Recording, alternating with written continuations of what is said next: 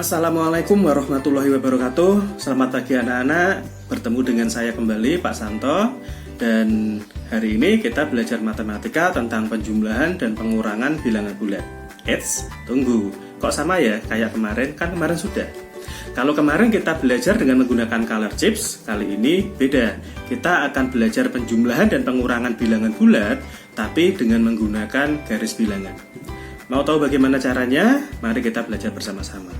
Tapi sebelumnya, mari kita baca dulu basmalah bersama-sama. Bismillahirrohmanirrohim. Yuk, kita belajar. Aturan-aturan yang perlu kalian ketahui untuk belajar penjumlahan dan pengurangan bilangan bulat dengan menggunakan garis bilangan adalah seperti ini. Yang pertama, bilangan positif bergerak ke kanan. Bilangan negatif bergerak ke kiri. Jika ada tanda plus bertemu dengan tanda min, maka dia menjadi negatif. Jika ada tanda min bertemu dengan min, menjadi positif. 4 aturan ini silahkan kalian perhatikan benar-benar karena nanti kita akan mempergunakannya. Baik, kita langsung mulai saja. Contoh yang pertama, hitunglah 6 tambah 5. Bagaimana caranya? Langkah pertama adalah kita buat terlebih dahulu garis bilangannya tentunya. Oke, setelah itu sebelum kita mulai meletakkan angka-angka ini pada garis bilangan, kita tentukan dulu di mana posisi nolnya. Kita lihat posisi 0 pada garis bilangan itu ada di sini. Jadi sebelum kita mulai mengerjakannya, langkah pertama adalah kita tentukan dulu di mana posisi nolnya. Setelah itu baru kita mulai. Pertama, 6. Di mana 6? Caranya adalah kita mulai dari angka 0. 6 itu positif apa negatif? Jelas positif ya, karena tidak ada tandanya. Maka kalau dia positif, dia bergeraknya ke kanan 6 langkah setelah 0. Di sini.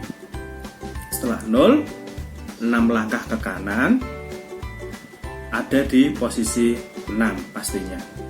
Lalu yang kedua, ditambah 5. Nah, untuk 5 ini kita mulainya tidak dari 0. Kita melanjutkan dari posisi terakhir. Kita lihat posisi terakhirnya ada di mana.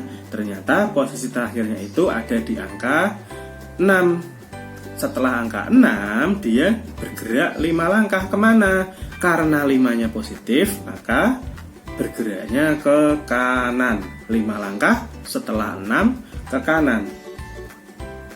Berarti posisi terakhirnya sekarang ada di angka 11. Kesimpulannya apa?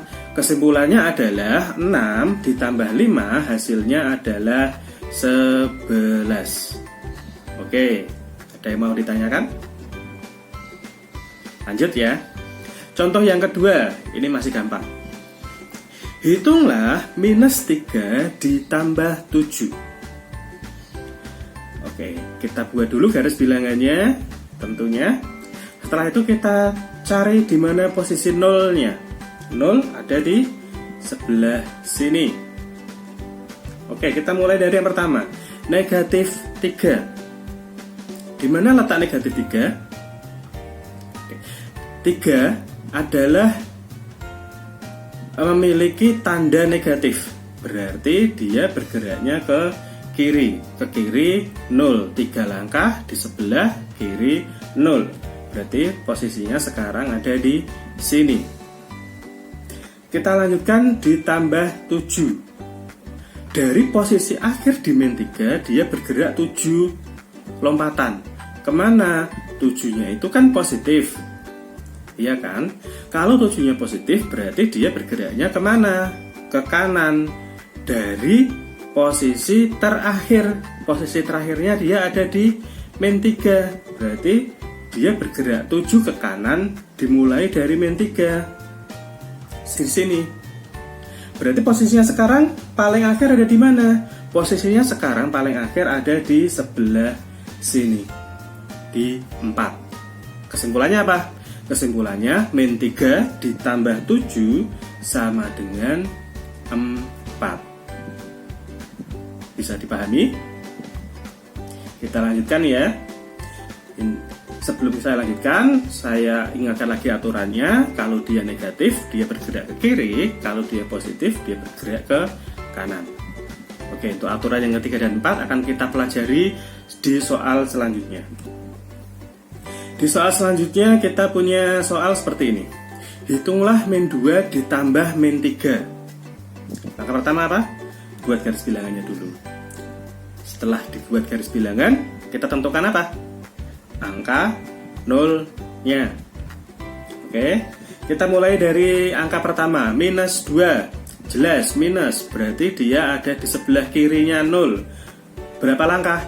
2 langkah ke kirinya 0. Posisinya sekarang ada di minus 2 sekarang, posisi akhir. Terus, ditambah minus 3. Nah, kalau ditambah ke kanan, tapi 3-nya negatif, ke kiri. Terus bagaimana? Perhatikan aturannya. Aturan yang ketiga, jika ada tanda plus bertemu tanda min menjadi negatif. Ini aturannya bisa dilihat. Di sini plus ditambah minus 3. Ada tanda plus, ada tanda negatif. Apa yang harus kita lakukan? Sesuai aturan nomor 3, jika ada tanda plus bertemu tanda minus, maka dia berubah menjadi negatif. Jadi, minus 2 ditambah minus 3 akan berubah menjadi minus 2 dikurangi 3. Kenapa? Karena ada tanda plus bertemu tanda minus.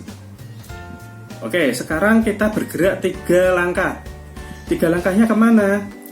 Lihat angka 3-nya. Angka 3-nya adalah angka 3 negatif tandanya.